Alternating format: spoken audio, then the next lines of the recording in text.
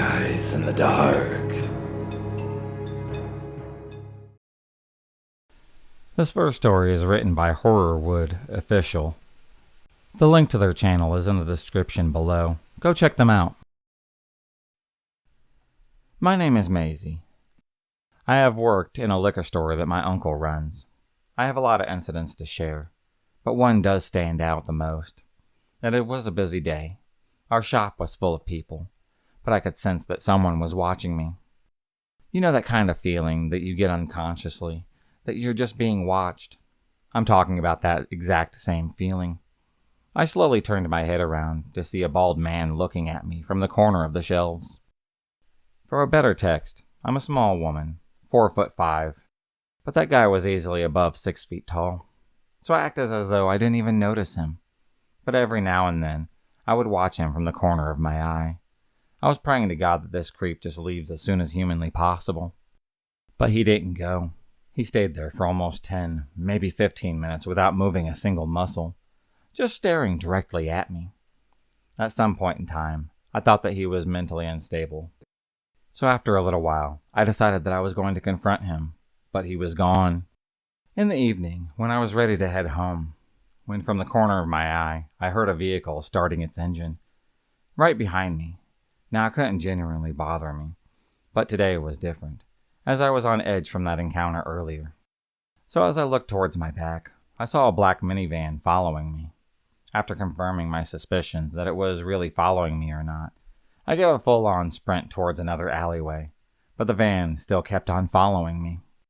As I didn't want to lead the person directly to my home, so I ran into yet another alley. Then I heard the van abruptly stop, and the sound of the doors opening up. I looked back to see the same creepy man from the store on the driver's seat, but with 3 more men in Joker masks this time, who looked just as creepy as him. Then one of them shouted, "Go get her!" The other 2 men were about to charge towards me, when suddenly a police siren could be heard in the distance, and to my relief, they ran back to the van, and they sped off. I never knew what their real intentions were, nor did I even want to know. But whatever they were not good at all. I'm really thankful for those policemen who were passing by that day. They unconsciously had saved me. I really don't know what they would have done if the police car hadn't passed through there, blaring its siren. So to that creep in the liquor store who wanted to kidnap me, or whatever else he wanted to do with me, let's never meet again.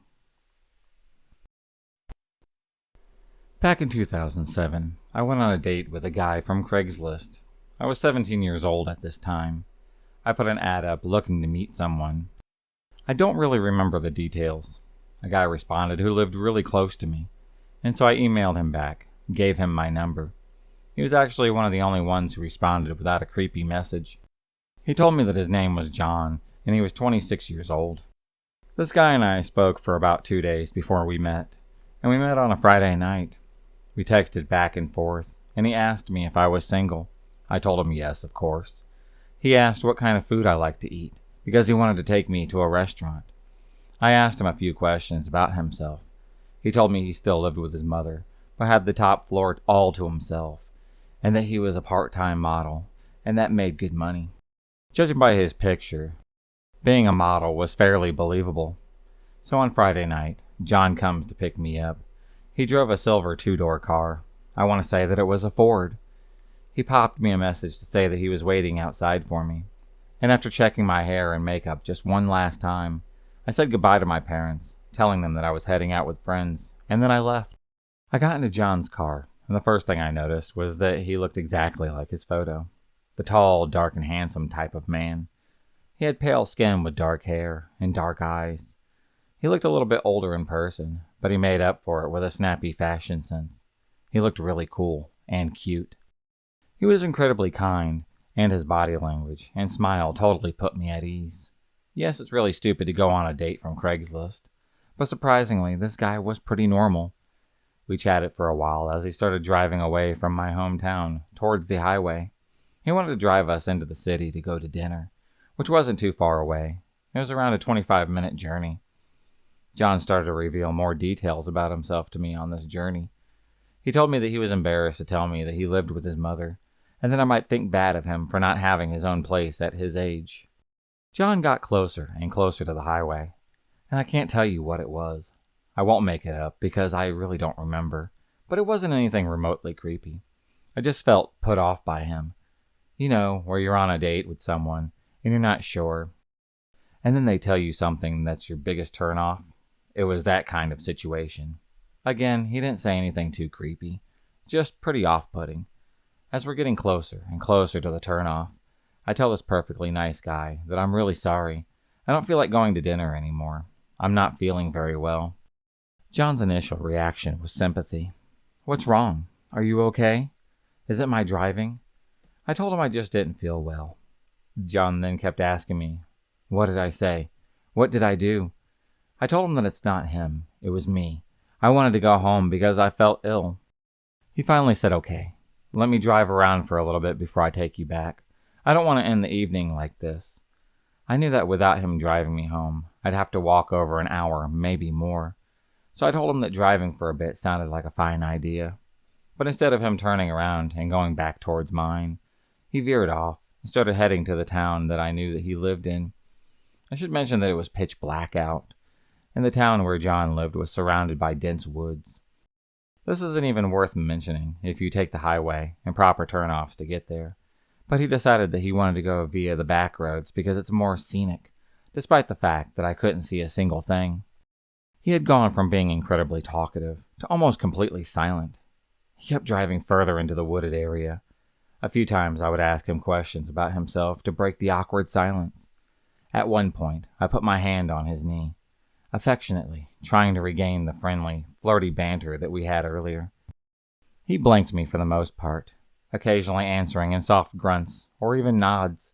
It was like he was having a tantrum. He pulled into the parking lot for the forest. It was around 9 p.m., so naturally it was really empty. He slowly kept driving, looking around for other cars. Then he parked himself upright at the end, close to the woods. There was nobody else in the parking lot, and I hadn't even seen us pass other cars to get there. For about 10 minutes, he just sat there, staring into the darkness ahead, which was pretty disturbing. I think I managed to make small talk for maybe 5 minutes with him, which is a long time when someone isn't talking back. Then I joined him in his silence. I was afraid of appearing fake. I didn't want him to think that I was scared of him. Some time of silence goes past, and John gets out of his car, closes the door, and then locks the car. I was stuck inside. His lights were on, so I could sort of see ahead. In front of the car was a field that maybe went on for about 20 feet, so really it was just a patch of grass. And then beyond that were trees and dense forest. To the left was the rest of the car park, an exit at the far end, and to the immediate right was just more forest with a small path. John disappeared into the forest ahead of us. I tried the handle on my door. It wouldn't open. I began to rationalize this. Maybe he accidentally locked the door. I was telling myself if he really wanted to do something, he'd have stayed in the car with me. With John being nowhere in sight, I decided that I needed to call somebody. I looked around for my phone, but I couldn't find it. This was old, silver, pay-as-you-go type of flip phone. I was confused that I couldn't find it because I had put it right next to me in the cup holder. After looking for it for a good few minutes, I became sure that he had taken it. Mind you, I didn't want to start rooting around his car knowing that he might be watching me. I didn't want him to catch on that I was freaking out. At that point, I started looking for my phone with only my eyes, instead of making it obvious. I was petrified this guy was watching me panic in the darkness. My eyes were darting all around the floor. There was nothing there. I looked up and squinted into the field and forest ahead of me. I saw him. He was standing about 10 feet from the car, on that small field. He was standing and smiling. It wasn't a friendly smile. He looked really freaky. This was not the same guy that I got in the car with. I looked ahead and smiled back. I was still trying to act like his behavior was normal, like nothing he was doing was scary. Still smiling, his tongue began to protrude from his mouth. He stuck it out all the way. He began wagging his tongue up and down while maintaining eye contact with me. I felt myself trembling. I was trying to compose myself. Not taking his eyes off of me, and his tongue was still out, he started unzipping his pants. He took out his dick and proceeded to urinate in front of me while staring the whole time. This is the point that I found it difficult to act like I was in on his behavior. I looked down at the floor, not wanting to watch what was right in front of me. He didn't creep or slink back to the car, but instead I hear his thundering steps and then a slam against the window. I guess at this point I was the luckiest person alive, because another car pulled into the parking lot. I don't know what this did to John, but immediately he had gotten back into the car and laughed at me. That normal laugh, and said, "So what music do you like? I'll put it on while I drive you home." He did. He drove me all the way home. When we pulled up to my house, I went for the door, but it was still locked. "I want you to promise me something." I asked him what was that. If you ever see me after this, just turn the other way. Act like you don't even know me. If you see me with my family, don't you dare say a word. I don't expect to bump into you, but just don't say anything." I agreed, and then I asked him, "Have you seen my phone?" He told me no. I guess my phone was a small sacrifice for surprisingly making it home okay. When I finally got in, I said goodnight to my parents and went upstairs to my room, turned on my computer. I wanted to gather as much information about this guy as I could. Back then I used MSN Messenger. Just like AIM, it logged in automatically whenever I started up my PC. Now before I get to the final part of this story, it's important for you to know this. One day, I had been at my friend's house. We had that kind of friendship where it was like, who could pick on the other one the most. It was all good and fun. We mostly just ripped the shit out of each other and had a good laugh. The day before, she had changed 2 contacts in my phone. An old prank. Replaced the contact Mom with a guy that I had been sending sexual texts back and forth with. I immediately knew that she had done this, because I saw the previous messages, but I didn't change the numbers back at that time, thinking that I would just do it later. So when I logged on to my MSN, I had a ton of messages from this guy, and a few from my best friend. When John had locked me in the car, he had taken my phone and texted Mom, telling her that I'm sorry, but I decided to move out. I've met someone. Please don't look for me. I'm happy being left alone. So another thing about that message was that it was all written in text speech, and this guy knew I never texted like that. Aside from the message itself, it was just a big red flag. He had texted me back. He showed me this on camera, before texting again saying, "I don't think that this is you. I know where you went. Calling the police." This was incredibly quick thinking, as he had absolutely no idea where I was at.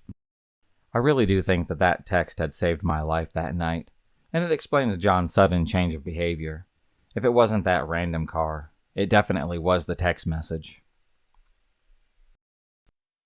Occasionally I would ask my mother if she had any real-life scary stories that she could scare me with. I thrive off of this kind of stuff. She chose not to mention this one until I was old enough to hear it. This story takes place in Canada during the late 60s, when my now deceased grandmother, who happens to be my mother's mother, was in her early 30s. She decided to drive to our town's convenience store after dark to pick up a couple of things. She had finally managed to get her 4 children to sleep, and left my grandfather to take over while she hopped in the car and made the 10-minute drive. Back then, the road from their house to the store had very few neighbors, and was mostly just woods on either side of the 2 lanes. After buying the couple of things that she needed, she left the store, jumped right back into her car, pulling out onto the road for her route home. A minute into the drive, she hears what sounds like newspaper rustling in the back of the car. Startled, she checked her rearview mirror to find out the cause of it. Instead of seeing the usual empty road or a set of headlights, reflecting back was a man's face in the back seat.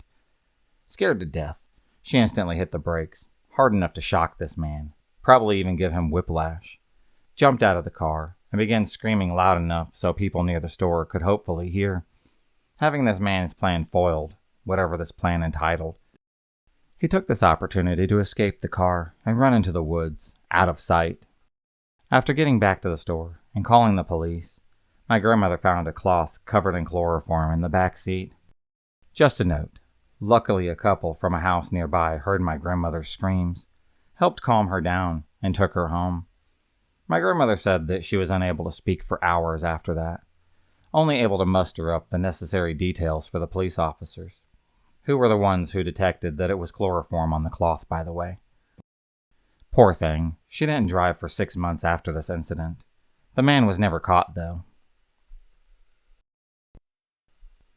I was 5 years old when my parents decided that they would separate. I got my own room in my mother's new ground floor apartment, but I preferred to sleep with my mother when I could. It was a hot summer night. I had fallen asleep one night beside my mother, listening to the crickets outside of the window that was open behind the headboard. Hours later, I ended up waking up. The door to my bedroom was directly across from my mother's, and I noticed that my cat was sitting in the doorway.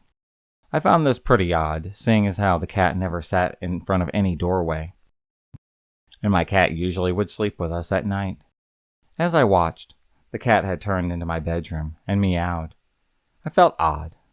I turned and woke my mother up, who had promptly asked what was wrong. We both had turned to look at the bedroom, and we saw the silhouette of a man standing there. I vividly remember my mother quickly picking me up and tossed me out of the open window, where I had landed safely on the ground. Seconds later, my mother had crawled out of the window and began to scream for help, insisting that someone should call 911. When the police finally arrived, they couldn't find any signs of forced entry. All they saw was that the front door had been unlocked, which my mother had insisted that she had chained up before we had gone to sleep. A few weeks later, my mother was cleaning the house when suddenly she entered the small closet where the water heater was. In that closet, we found a pair of gloves, a gum wrapper, and a note full of names and pictures. I do believe that the man had been in the apartment for a while and had waited in the closet until we had all fallen asleep. I really don't know what his intentions were, and I'm really not sure if they ever caught the guy. If you enjoyed this video, please subscribe, like, and hit the bell for notifications on future videos and become a stalker of the night. And I'll see you next time.